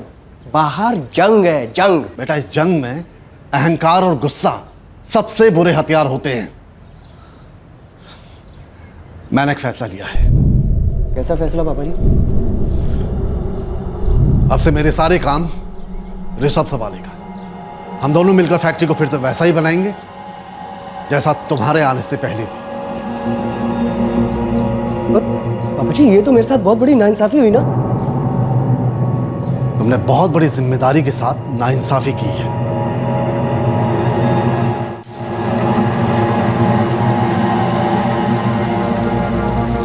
भाभी, मैं पहले परांठे बना लूं, पापा और इनको फैक्ट्री जाना है। ठीक है, पहले तुम ही बना लो, मेरे इनको तो कहीं जाना है नहीं अब। अरे भाभी, एक लफ्ज ना निकालियो मुंह से। ऋषभ और पापा जी की वजह से पहले ही मेरा दिमाग पक चुका है। बहुत झेल लिया मैंने, अब तू मत शुरू हो जा। आप उनकी जातियां सहते वहां काम पर, और उसका असर यहाँ मैं झेलती हूँ घर पर। क्या मतलब? बड़ी बहू हूं ना मैं इस घर की, लेकिन जब से आपको पापा जी ने निकाला है तब से मेरी हैसियत एक नौकरानी सी हो गई है। ना कोई इज्जत, ना कोई औकात।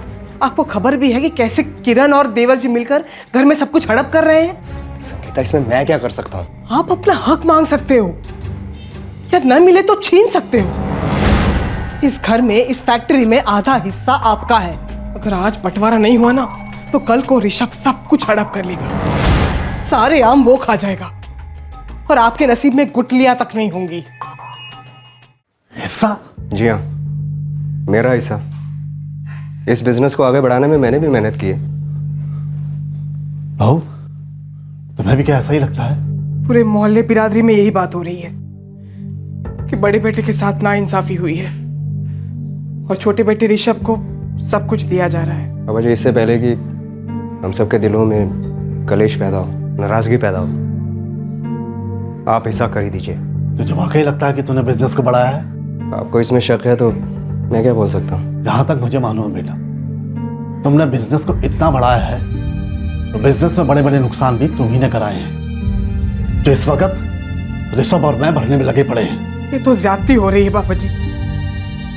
इन्होंने एक छुट्टी तक नहीं ली है। कोलू के बैल की तरह दिन रात काम करते हैं ये। जो आपको तो कभी दिखाई नहीं देता पापा जी, आपको तो बस नुकसान ही दिखाई दिया। मुझे मेरे सामने बर्बादी दिखाई दे रही है। एक फूटी कौड़ी के बिना मैंने ये बिजनेस शुरू किया था। तुम्हारा खून पसीना बिजनेस में नहीं, उसे तोड़ने में लगा रहे हो तुम, जो मैं कभी होने नहीं दूंगा। पापा जी, बंटवारा तो तभी हो गया था जब आपने मेरा हक जो है ना ऋषभ को दे दिया था। जब दिलों का बंटवारा हो चुका है तो बिजनेस और घर का क्यों नहीं? घर का भी? तुम दोनों से ये उम्मीद नहीं थी। खैर, इतनी खटास है तो सुलह की तो कोई गुंजाइश ही नहीं बचती। तो आप मुझे मेरा हिस्सा देंगे ना? पहले घर का बंटवारा होगा। इसका मतलब तुम तीनों को अब अलग रहना होगा। और जहां तक बिजनेस का हिस्सा है, तुम्हें उसका हिस्सा मिलेगा, लेकिन अकाउंट डिपार्टमेंट से समझने के बाद, फायदे का भी और नुकसान का भी, जिसकी तुम्हें भरपाई करनी होगी। आया समझ में? हाँ की है पापा जी ने नाइंसाफी मेरे साथ। हाँ तो सिर्फ आपके साथ नहीं, मेरे साथ भी, वीरू के साथ भी। हाँ सबके साथ की है।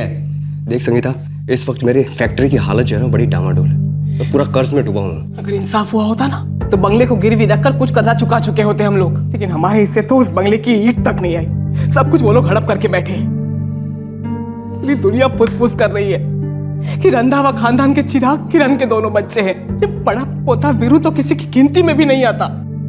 मेरे कलेजे पर छुरी चलती है इससे। वो दर्द, वो जिल्लत, वो अपमान मैं घुट घुट कर पीता रहा। कभी समझ नहीं आया कि मेरे दादा और चाचा मेरे मम्मी पापा के साथ इतने बेरहम क्यों थे। मैं बेरहमी सहते सहते बड़ा हुआ। अब वो बेरहमी सहते सहते बूढ़े होंगे। उन्हें दर्द देकर मेरे दिल को सुकून तो मिल गया है, लेकिन एक दर्द मेरा ये है कि वो फिरौती के पैसे शायद अब कभी नहीं मिलेंगे। मुझे उसका मज़ा लेने का मौका नहीं मिलेगा और ना ही मेरे दोस्तों को मिलेगा। जो प्लान वीरू और उसके दोस्तों ने बनाया था, ये केस उस प्लान के हिसाब से नहीं जा रहा था। क्या हुआ? क्या पुलिस वालों ने? क्या हुआ? ऋषभ, अरे मैं पूछ रही हूँ क्या हुआ? क्या पुलिस वालों ने? कहाँ है मेरा बेटा? ऋषभ कुछ तो बोल। अरे कुछ तो बताइए, बेटा कहाँ जा रहा है? ऋषभ क्या कहा पुलिस वालों ने? ऋषभ बोल दे ना मेरा बेटा।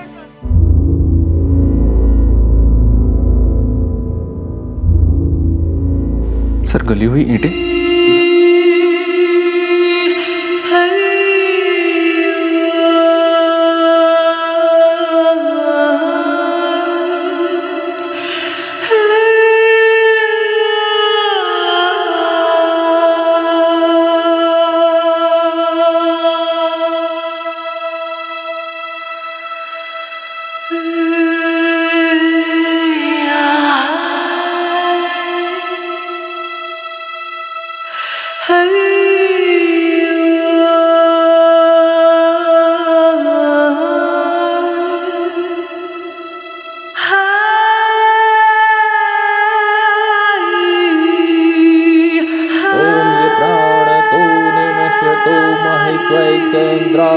जगतो बभूव जय श्रेयस दुष्पद तस्मै देवाय हविषा विधेम ओम विश्वानि दुरिता परान्ति दुर्विदत्रामगायते आरे देवा देवेशो मनीषो यतिष्ठान। जुर्म हो चुका था, पुलिस को पीड़ित की लाश मिल चुकी थी, पर तहकीकात में कोई सफलता नहीं मिल पाई थी। एक भी सुराग सामने नहीं आया था। समर के घर से कोचिंग क्लास तक का पूरा रास्ता दोबारा स्कैन हुआ। पुलिस इस उम्मीद में थी कि शायद कोई एक बारीक डिटेल उनसे अनदेखी हुई होगी जो उन्हें मिल जाए। हमेशा की तरह किडनैपिंग केसेस के सारे हिस्ट्री शीटर्स की कड़ी पूछताछ की गई, पर असली आरोपी पुलिस के जाल से कोसों दूर थे।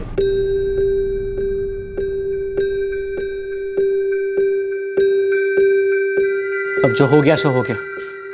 जो नहीं मिल सकता उसके बारे में सोचने से कोई मतलब नहीं है। ऐसी हाई फंडा डायलॉग बाजी से हमारी हकीकत तो नहीं बदल जाती ना वीरू रंधावा जी। सच तो ये है कि आपको जो चाहिए था वो आपको मिल गया और बाकी की चीजों की आपको पड़ी नहीं है, और हम दोनों बिना टिकट के इस जुर्म की बस में सवार हो गए। हाँ तो ठीक है, उसी बस की सीट पर जमकर बैठा रहे और उस बस को इस जुर्म से जितना दूर सके उतना दूर जा रहे थे, क्योंकि इस वक्त हमारी सेफ्टी जरूरी है, पैसे नहीं। जितनी जरूरत तेरे को थी ना पैसे की, उतनी मेरे को भी थी।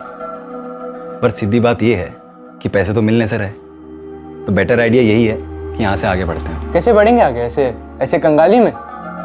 आगे बढ़ने का प्लान तो अपन तीनों ने पहले से बना के रखा था। फॉरेन जाएंगे, आगे पढ़ेंगे, और वो फिरौती के पैसों से अपन लोग एक नई लाइफ शुरू करने वाले थे, पॉश लाइफ। और अब देखो गली के पागल कुत्तों जैसे इधर उधर छुप रहे हैं हम लोग। सर जी, मैंने समर के पापा, उनके पापा, दोनों का हर एंगल से एक्सरे करा लिया है, कुछ निकल ही नहीं रहा है। कोई पुरानी दुश्मनी नहीं, दूसरी औरत नहीं, यूनियन वाला लफड़ा नहीं, कुछ भी नहीं। और तो और फिरौती की दूसरी कॉल कभी आई ही नहीं। मतलब अजीब बात है ना।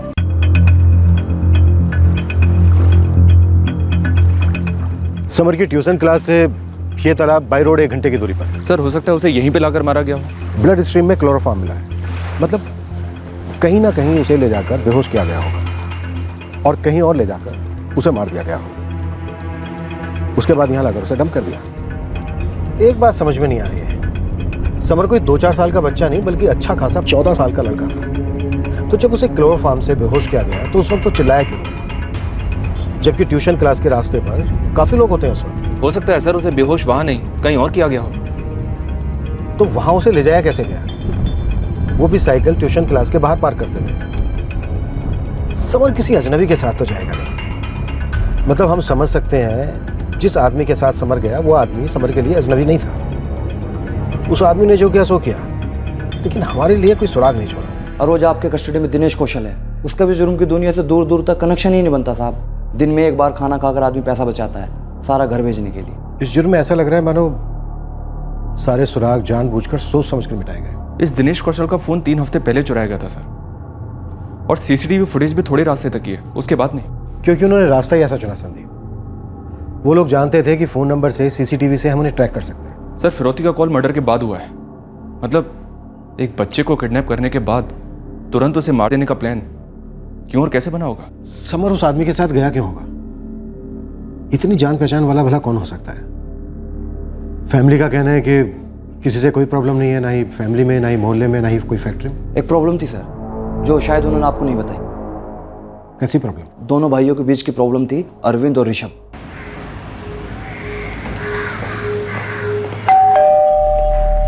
हद है जी, 2 हफ्ते हो गए मेरे पोते को बेरहमी से कत्ल कर दिया गया और आप उसके खूनी को ढूंढने के बजाय मेरे खून पे शक कर रहे हैं। हम सिर्फ संभावनाएं टटोल रहे हैं। आप मजाक कर रहे हैं, वर्दी पहनकर मजाक कर रहे हैं आप, और मजाक बन रहे हैं। ठीक है, हम निकम्मे हैं, अपना काम ठीक से नहीं कर रहे हैं। लेकिन गुरदयाल जी, एक बात आपको मैं बता दूं, हमने kidnapping murder cases investigation procedure का हर एक तरीका आजमाया, एक एक रूल फॉलो किया, लेकिन अभी तक एक भी सुराग हमारे सामने नहीं आया। क्या वजह हो सकती है इसकी? हमें क्या पता? आप ही को तो पता होना चाहिए कि आपके दोस्तों में, आपकी फैमिली में कौन ऐसा है जिसके अंदर इतना जहर भरा है, इतना गुस्सा भरा है कि वो निकला भी तो इतने भयंकर तरीके से निकला। देखिए सर, आप जिस झगड़े की तरफ इशारा कर रहे हैं वो पुरानी बात है। अब तो हम दोनों के बीच में सुलह भी हो चुकी है। सर, हमने अपने घर का बच्चा खोया है, एक ऐसी चोट खाई है जिसका घाव अगले जन्म में भी नहीं भर पाएगा, और आप ऐसे वक्त में मेरी फैमिली के ऊपर उंगली उठा रहे हैं। मेरे और अरविंद भैया के बीच में अब प्यार का रिश्ता है, हम दोनों एक दूसरे के लिए डटकर खड़े हो सकते हैं। तो फिर कौन हो सकता है ऋषभ जी? फिरौती के लिए दूसरा कॉल अभी तक नहीं आया। क्यों? क्योंकि किडनैपिंग सिर्फ कत्ल के इरादे से की गई। फिरौती तो तुक्का लगाया जा रहा था, शायद हमें गुमराह किया जा रहा था।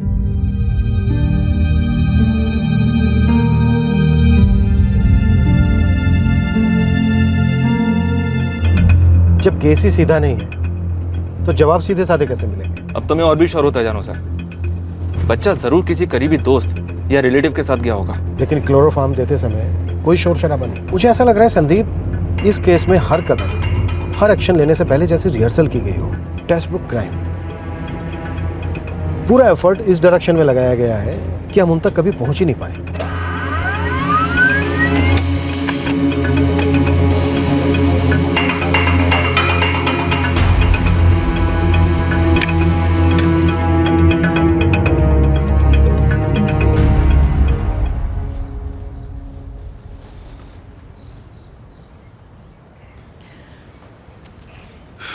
इतने सालों मैंने उन लोगों के लिए दिल ही दिल में बुरा चाहा, लेकिन ये जो हुआ है ना, उसकी वजह से मेरा दिल भी रो रहा है।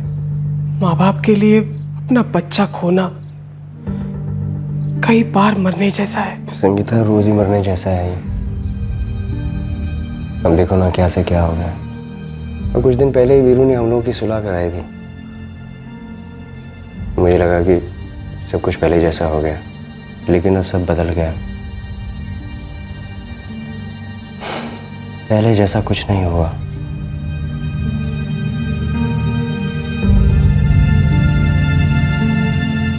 देखो, ऋषभ और किरण को ना हमारी सख्त जरूरत है। हमें डटकर उनका सहारा बनना होगा।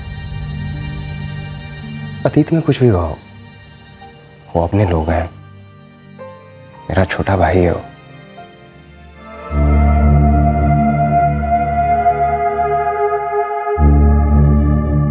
समर का परिवार इस हादसे से निपट ही नहीं पा रहा था, लेकिन समर के हत्यारे वीरू का परिवार समर के परिवार के साथ खड़ा हो गया था और दिलो जान से उनका सहारा बनना चाहता था। इस संगीन जुर्म के बाद भी तीनों मुजरिम अपनी अपनी जिंदगियां यूं बसर करने लगे मानो उनसे कोई जुर्म हुआ ही नहीं था। पुलिस बिना किसी सुराग के अपने करियर के सबसे लो पॉइंट का सामना कर रही थी और फिर आया एक ब्रेक थ्रू, जिसे तो आखिर आना ही था, क्योंकि परफेक्ट क्राइम एक मिथ्या है।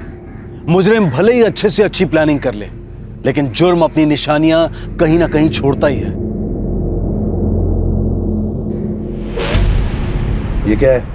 ये वो सड़क की फोटो लेता है, कैमरा है। CCTV camera? जी। किसी ने तुमसे फुटेज नहीं मांगा? साहब, वो आपके बड़े अफसर लोग आए थे, वो किसी बच्चे के बारे में पूछ रहे थे, कैमरे के बारे में किसी ने कुछ नहीं पूछा।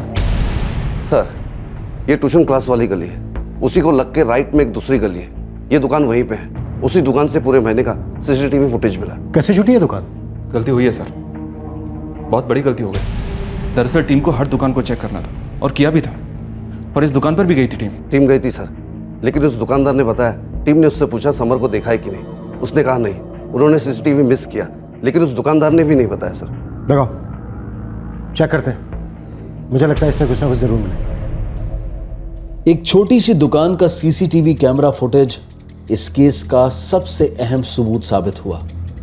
पुलिस को जिसकी तलाश थी, इंतजार था, वो अब उनके सामने आ गया था।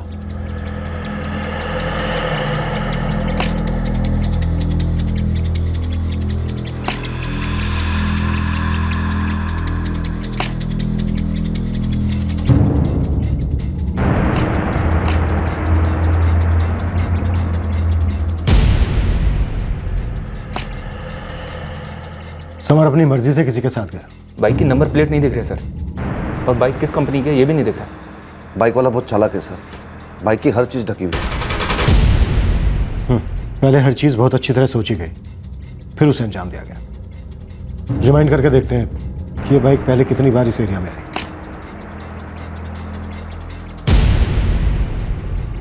सर एक मिनट, सर ये देखिए, लगता है ये वही बाइक है। ये तो वीरेंद्र रंधावा है, समर के ताऊ का लड़का। जी कुछ पता चला? तुम कौन? मैं वीरेंद्र रंधावा, समर मेरे चाचा का बेटा है। वही लड़का है, वही बाइक, वही शर्ट। लेकिन बाइक के ऊपर से हर आइडेंटिफिकेशन मार्क को या तो निकाला गया सर, या ढका गया है। तगड़ी प्लानिंग की गई, लेकिन समर को उठाने से चंद मिनट पहले बिना हेलमेट के उस एरिया से गुजरा और पकड़ा गया।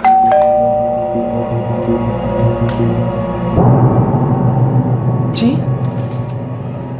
ये कौन है? ये तो मेरा बेटा वीरू है। क्यों, क्या बात है? ये तो आपका बेटा वीरू ही बता सकता है कि बात क्या है, लेकिन एक बात के लिए तैयार रहिएगा, खबर बुरी है।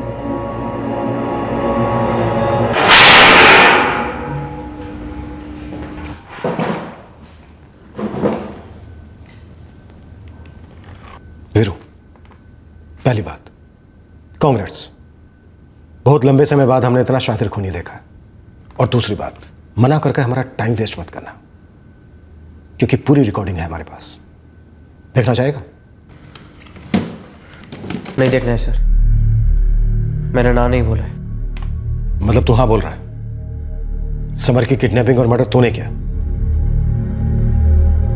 क्यों और कैसे? पूरी कहानी चाहिए मुझे।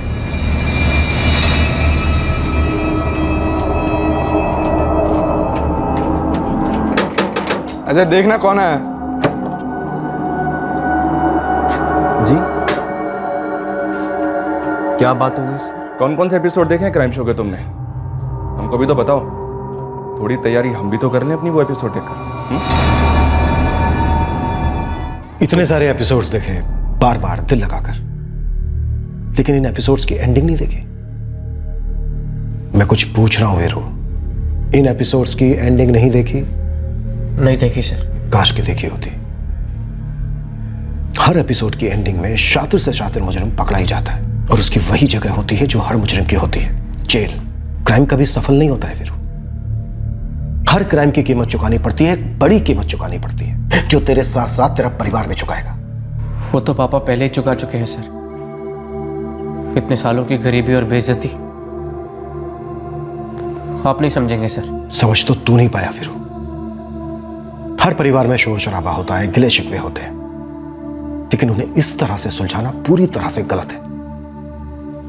तूने सुलह की, दोस्ती का हाथ बढ़ाया सिर्फ बदले के लिए। अगर तूने सही इरादे से दोस्ती की होती, सुलह की होती, तो आज तू यहां हमारे सामने नहीं बैठा होता। तूने दो परिवारों को मिलाया, तुझे अंदाजा है बदला तो तेरा वहीं पूरा हो गया था। तो भाइयों को गले मिलाया, इंसाफ तो वहीं मिल गया था, दर्द का मरहम तो वहीं मिल गया था। तू पढ़ा लिखा है, स्मार्ट है, इतनी सी बात तेरी समझ में नहीं आई। एक बच्चे को मार डाला तूने, उस बच्चे को जो तेरा छोटा भाई था, तुझे अपना हीरो मानता था। सोच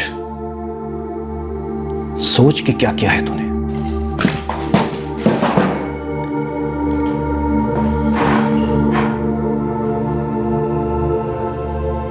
समर के परिवार पर चौंकाने वाली सच्चाइयों का कहर सा टूट पड़ा। एक तो शौक इस बात का था कि वीरू ने सुलह एक जुर्म करने के लिए करवाई थी। दूसरा उससे भी भयानक शौक था कि किस तरह उनके जिगर के टुकड़े समर का कत्ल कर दिया गया। और तीसरा शौक इस बात का कि यह सारा जुर्म पहले अमन को नजर में रखकर प्लान किया गया था।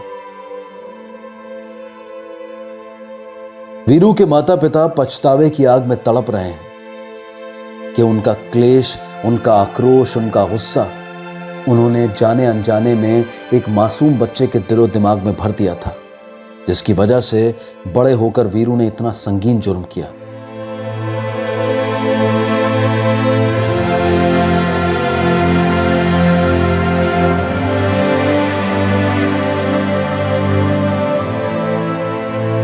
एक 14 वर्षीय जिंदा दिल बच्चे को धोखे से मौत के घाट उतार दिया गया, सिर्फ इसलिए क्योंकि उसके चचेरे भाई का यह मानना था कि समर के पिता और दादा ने उसके परिवार के साथ अन्याय किया था। इस भयानक जुर्म से कुछ हासिल नहीं हुआ, कोई गलती नहीं सुधरी, बस एक और बहुत बड़ी गलती हुई जो कि एक संगीन जुर्म था, किडनैपिंग और मर्डर। अक्सर हमारी टीम से, हमारे शो से कुछ लोग शिकायत करते हैं कि क्राइम शोज नए क्रिमिनल्स के लिए मानो कोई स्कूल है जहां वो जुर्म सही तरीके से करने का पाठ पढ़ते हैं। हमें बेहद दुख होगा अगर कोई भी इंसान हमारा शो देखकर जुर्म की तरफ आकर्षित हो जाए या जुर्म करने में शातिर हो जाए। हम हर एपिसोड के बीच में और आखिर में, खासकर आखिर में, एक ही संदेश बार बार देते हैं कि क्राइम नेवर पेज। हमने आज तक एक भी एपिसोड ऐसा नहीं दिखाया है जिसमें मुजरिम कानून की गिरफ्त से बच निकला हो। अजय और कमल दोनों लोअर मिडिल क्लास परिवारों को बिलोंग करते हैं और अपने बेहतर भविष्य के लिए वो विदेश जाने का प्लान बना रहे थे, जहां वो पढ़ना चाहते थे, सेटल होना चाहते थे। वो वीरू के साथ इस जुर्म में पैसों के लिए शामिल हुए थे, लेकिन अब उनका भविष्य कभी बेहतर नहीं होगा। हमने पहले भी कई बार कहा है और बार बार कहते रहेंगे, क्राइम नेवर पेज। जुर्म से कभी किसी का भला नहीं हो सकता। इसी विचार के साथ अब मैं अनूप सोनी आपसे विदा लेता हूं। फिर मुलाकात होगी अगले एपिसोड में एक और चौंका देने वाले केस के साथ। तब तक सतर्क रहें, सुरक्षित रहें और देखते रहें क्राइम पेट्रोल सतर्क। सबा केक को सीख हम सबको। जय हिंद। इस तरह के और भी एपिसोड देखने के लिए हमारे चैनल को सब्सक्राइब करें और बेल आइकन दबाना ना भूलें।